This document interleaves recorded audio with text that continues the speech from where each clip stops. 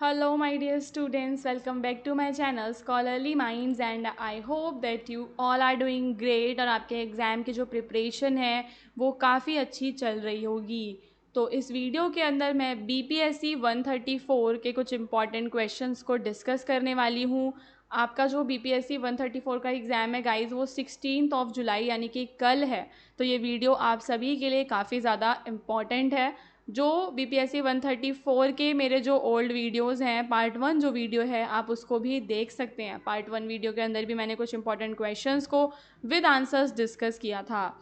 उसके अलावा एक चीज़ और मैं आपको यहाँ पे बताना चाहती हूँ गाइस, क्वेश्चंस को स्टार्ट करने से पहले कि हमारे पास BPSC 134 का जो गेस्ट पेपर है वो भी अवेलेबल है। अगर आपको इसका गेस्ट पेपर परचेज़ करना है तो आप डिस्क्रिप्शन में जो हमारी वेबसाइट गिवन है shop.hindustannowledge.com इस वेबसाइट से अपना BPSC 134 का गेस्ट पेपर परचेज़ कर सकते हैं। ठीक है, जब आप यहाँ पे लिखोगे ना BPSC 134 तो हिंदी और इंग्लिश दोनों लैंग्वेजेस में आपको अपना गेस्ट पेपर मिल जाएगा।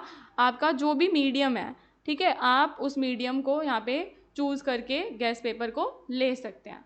ठीक है गाइस, बाकी आपके अगर कुछ भी डाउट्स वगैरह है ना तो आपको क्या करना है, ये जो नंबर यहाँ पे दे रखा है आप इस पर हमें मैसेज कर सकते हैं, मेरी टीम आपको रिप्लाई कर देगी। चलिए तो क्वेश्चन नंबर 1 को समझते हैं। क्वेश्चन नंबर 1 में आपको एक्सप्लेन करना है ओरिजिन और major version of the dependency theory. ठीक है, जो तुम्हारा निर्भरता का सिद्धांत है, ठीक है, जिसको हम कहते हैं डिपेंडेंसी थ्योरी, उसके बारे में आपको बताना है।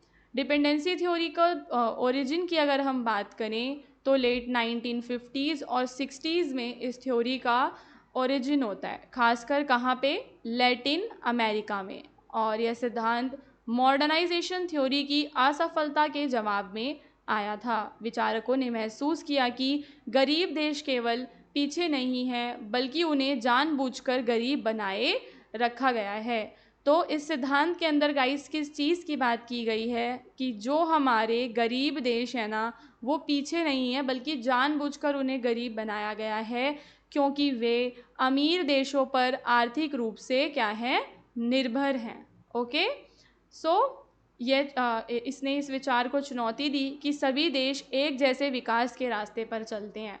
तो यहाँ पे देखो, एक पता है क्या विचार था, विचार ये था कि सभी जो देश हैं वो एक जैसे विकास के रास्ते पर चलते हैं, यानी कि जब वो अपना डेवलपमेंट करते हैं ना तो सेम प्रोसेस से वो गुजरते हैं, सारे देशों का विकास सेम पैटर्न में होता है। तो ये इस चीज़ को यहाँ पर भी चुनौती दी जाती है।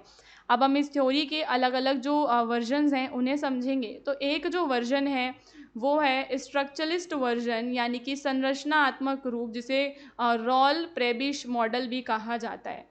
ठीक है, तो ये क्या बात करता है, ये कहता है कि अनइक्वल ट्रेड रिलेशंस हैं, ये हैं हमारी कोर कंट्रीज़ और ये हैं हमारी पेरीफेरी कंट्रीज़। कोर कंट्रीज़ में सारी की सारी हमारी डेवलप्ड, यानी कि जो भी हमारे विकसित देश हैं वो कोर कंट्रीज़ में आते हैं, और जो हमारे अविकसित देश हैं वो हमारे पेरीफेरी यानी कि डेवलपिंग कंट्रीज़ में आते हैं।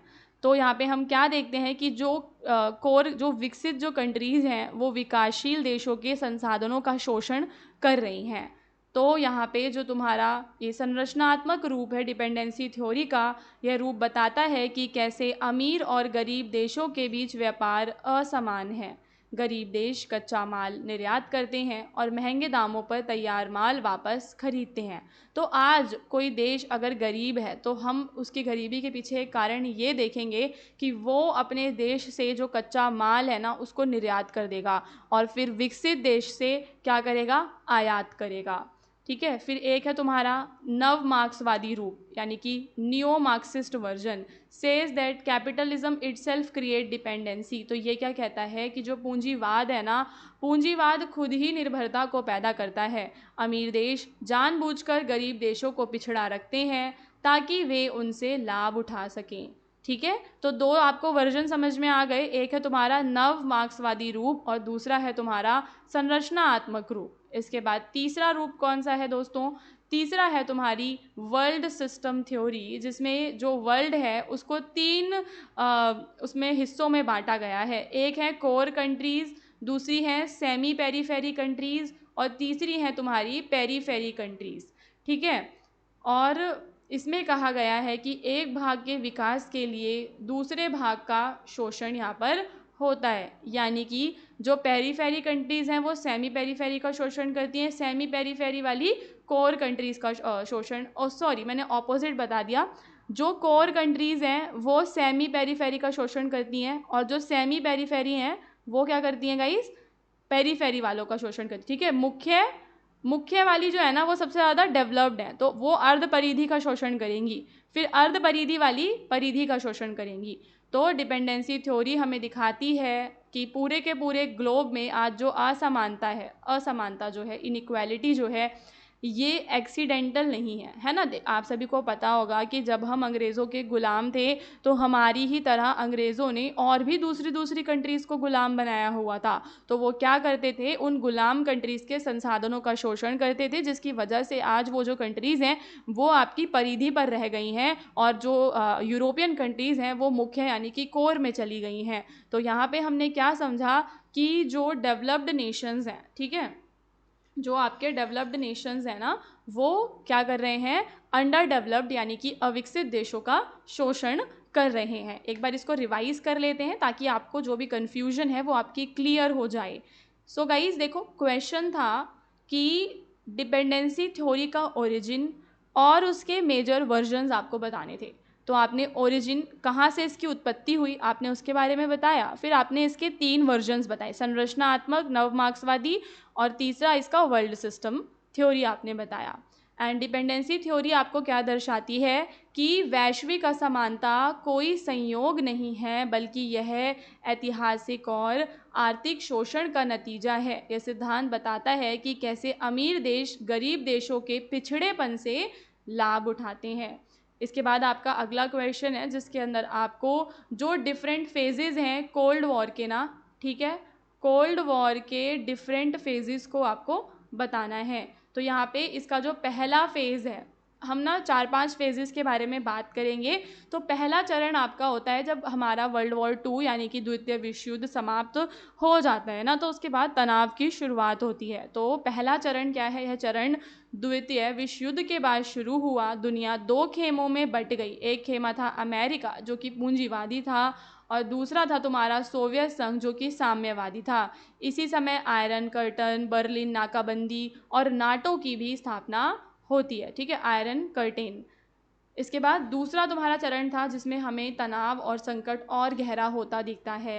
एंड ये शीत युद्ध का सबसे ज़्यादा खतरनाक दौर था, बिकॉज इस टाइम पे कोरियन युद्ध होता है, कोरियन वॉर होती है, क्यूबा मिसाइल संकट इस टाइम पे उत्पन्न होता है जो कि क्राइसिस का टाइम था, द फियर। और इस समय कि जो परमाणु युद्ध का डर है ना वो बहुत ही ज़्यादा बढ़ गया था।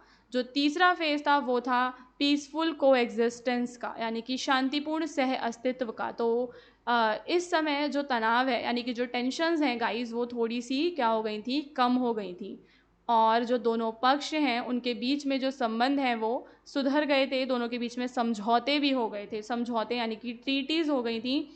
और जो इनके बीच का सांस्कृतिक और वैज्ञानिक आदान प्रदान है, ठीक है, कल्चरल एंड साइंटिफिक एक्सचेंज भी क्या हो गया था, इंक्रीज हो गया था। तो आपको 3 चरण समझ में आ गए ना। पहला चरण आपका 45 से 49 होगा, फिर 50 से 62 और फिर 63 से 79 होगा, ठीक है। अब हम यहाँ पे चौथे और 5वें फेज़ को समझेंगे। तो चौथा जो चरण है वो न्यू कोल्ड वॉर है। तो हम क्या देखते हैं कि सोवियत जो यूनियन है वो अफ़गानिस्तान में इन्वेड कर देता है, ठीक है। तो अफ़गानिस्तान पर सोवियत आक्रमण जैसी घटनाओं के कारण फिर से तनाव बढ़ गया। अमेरिका ने सैन्य खर्च बढ़ा दिया और संबंध फिर से खराब हो गए। तो हम क्या देखते हैं कि अमेरिका जो कि अपनी सेना पे भारी मात्रा में खर्च करता है, उसने अपना सैन्य खर्च को और ज़्यादा बढ़ा दिया था, मिलिट्री स्पेंडिंग्स को। और अब जो रिलेशंस हैं, जो पहले एक जो शांतिपूर्ण दौर था हमारा थर्ड फेज़ में, वो ख़त्म हो रहा है और एक नए जो तनाव हैं वो इस फेज़ में उत्पन्न होते हैं। 5वां चरण आपका शीत युद्ध का अंत है। तो मिखाइल गोर्बाचेव ने जो ग्लासनोस्ट और पेरेस्ट्रोइका जो मैंने आपको पार्ट 1 में बताया था, ऐसे रिफॉर्म्स किए जिसकी वजह से सोवियत यूनियन यानी कि यूएसएसआर कमज़ोर यानी कि वीक हो गया था। And in 1991 the Soviet union collapsed and cold war officially ended. और 1991 में फिर सोवियत यूनियन पूरा का पूरा कोलैप्स हो जाता है और कोल्ड वॉर ख़त्म हो जाती है। तो फाइनली हमने क्या समझा कि कोल्ड वॉर के कई सारे फेजेस थे, जिसमें हमें पीसफुल टॉक्स भी देखने के लिए मिलती हैं, राइवलरी भी देखने के लिए मिलती है, एंड फाइनली वो क्या हो जाता है, विघटन उसका हो जाता है। ठीक है, फिर हमारा अगला क्वेश्चन है जहाँ पे हमें अंतर्राष्ट्रीय संबंधों में जो क्षेत्रीयता है, क्षेत्रीयता के जो अलग अलग रूप हमें अंतर्राष्ट्रीय संबंधों में देखने के लिए मिलते हैं उसके बारे में बात करनी है। तो regionalism in international relations refers to the political, economic और cultural cooperation between countries in a specific geographic region. तो एक स्पेसिफिक रीजन के अंदर जब हम कंट्रीज़ के बीच में पॉलिटिकल, इकोनॉमिक और कल्चरल कोऑपरेशन देखते हैं ना, तो वो आपका रीजनलिज्म कहलाता है। And it is about countries coming together to solve problem.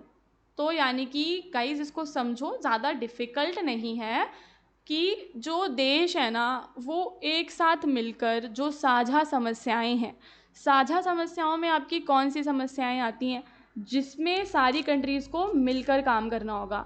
तो अंतर्राष्ट्रीय संबंधों में क्षेत्रीयता का मतलब है किसी विशिष्ट भौगोलिक क्षेत्र के देशों के बीच राजनीतिक, आर्थिक या सांस्कृतिक सहयोग। इसमें देश एक दूसरे के साथ मिलकर साझा समस्याओं का समाधान करते हैं या अपने हितों को आगे बढ़ाते हैं। ठीक है, अपने बारे में भी सोचते हैं और जो समस्याएं हैं उनका भी समाधान करते हैं।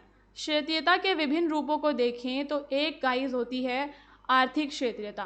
तो देश क्या करते हैं, देश व्यापार समूह बनाते हैं ताकि आर्थिक विकास को बढ़ावा दिया जा सके और व्यापार शुल्क को कम किया जा सके। तो हम क्या देखते हैं कि जब क्षेत्र आर्थिक समूह बनाते हैं, जैसे कि समूह में आपका यूरोपियन संघ आता है, आसियान आता है, तो इस तरीके के जब वो समझौते करते हैं तो इन समझौतों को करने के पीछे का जो कारण है वो ये होता है कि वो आर्थिक विकास को बढ़ा सकें और इम्पोर्ट एक्सपोर्ट और ये सारा जो व्यापार में शुल्क लगता है इस शुल्क को कम कर सकें। साथ ही साथ जो कंट्रीज़ हैं वो यूनाइट करती हैं, एक दूसरे को सहयोग करती हैं, जैसे अफ्रीकन यूनियन हो गया, अरब लीग हो गया। तो ये क्या कर रहे हैं दोस्तों, ये एक दूसरे को सहयोग कर रहे हैं। सो देश आपस में मिलकर राजनीतिक सहयोग को मजबूत करते हैं, क्षेत्रीय शांति बनाए रखते हैं और वैश्विक मंचों पर एक साथ आवाज़ उठाते हैं। सुरक्षा क्षेत्रीयता की बात करें तो कंट्रीज़ जो हैं, देश एक दूसरे के साथ मिलकर क्षेत्रीय सुरक्षा बनाए रखते हैं, संघर्षों को संभालते हैं और आतंकवाद जैसे खतरों से भी लड़ते हैं। तो आतंकवाद जैसे खतरे से लड़ने के लिए भी संघ बनाना पड़ता है, जैसे कि एससीओ तुम्हारा शंघाई कॉरपोरेशन ऑर्गेनाइजेशन हो गया। कॉन्फ्लिक्ट्स को मैनेज करने के लिए जो पड़ोसी देश हैं उनमें एक दूसरे में आपस में कॉन्फ्लिक्ट ना हो, तो उन कॉन्फ्लिक्ट को मैनेज करने के लिए भी ये क्षेत्रीयता काफ़ी ज़्यादा इम्पॉर्टेंट है। और सांस्कृतिक और सामाजिक क्षेत्रीयता की अगर हम बात करें तो देखो यह क्षेत्रीयता सांस्कृतिक, भाषाई या फिर ऐतिहासिक समानताओं पर आधारित होती है। देश मिलकर सांस्कृतिक धरोहर को बचाते हैं, जैसे कि मान लो कि आज हम देखते हैं कि हिंदुइज़्म हो गया तुम्हारा, बुद्धिज़्म हो गया, तो वो केवल इंडिया में ही नहीं अदर कंट्रीज़ में भी है। तो बुद्धिज़्म से जुड़ी हुई जो भी हेरिटेज साइट्स हैं उनको बचाने के लिए विभिन्न देश, यानी कि वो एक संस्कृति है ना, तो उसको बचाने के लिए, या वो एक ऐतिहासिक स्थल है तो उसको बचाने के लिए क्या करा जाएगा, सारे देश मिलकर अपने संबंधों को मजबूत करेंगे और उसके अंदर सांस्कृतिक साझेदारी को क्या करेंगे, बढ़ावा देंगे। ठीक है, तो फ्रेंकोफोन क्या है गाइस, फ्रेंकोफोनी फ़ोन आपका फ्रेंच स्पीकिंग कंट्रीज़ का ग्रुप है। तो ऐसे भाषा के आधार पर भी बनाया जाता है ताकि वो अपनी भाषा को और अपनी संस्कृति को बचा सकें। तो अंतर्राष्ट्रीय संबंधों में क्षेत्रीयता के कई रूप हमने देखे, आर्थिक रूप, राजनीतिक, सुरक्षा वाला, सांस्कृतिक वाला, और यह देशों को साथ लाकर साझा विकास और सहयोग को बढ़ावा देती है। लेकिन अगर सही तरीके से न संभाला जाए तो यह विभाजन या टकराव का कारण भी बन सकती है। सो गाइज बीपीएससी 134 की ये पार्ट 2 वीडियो थी। आई होप कि आपने पार्ट 1 वीडियो भी देखा होगा। आपको जो चैनल पे ये दोनों वीडियोज़ हैं इनको ज़रूर देखना है, बिकॉज़ इसके अंदर मैंने काफ़ी ज़्यादा इंपॉर्टेंट क्वेश्चंस को कवर किया है। एंड गाइज़, अगर आपको इसका गेस्ट पेपर परचेज़ करना है तो आप हमारी वेबसाइट से या फिर जो डिस्क्रिप्शन में नंबर है उससे अपना गेस्ट पेपर खरीद सकते हैं।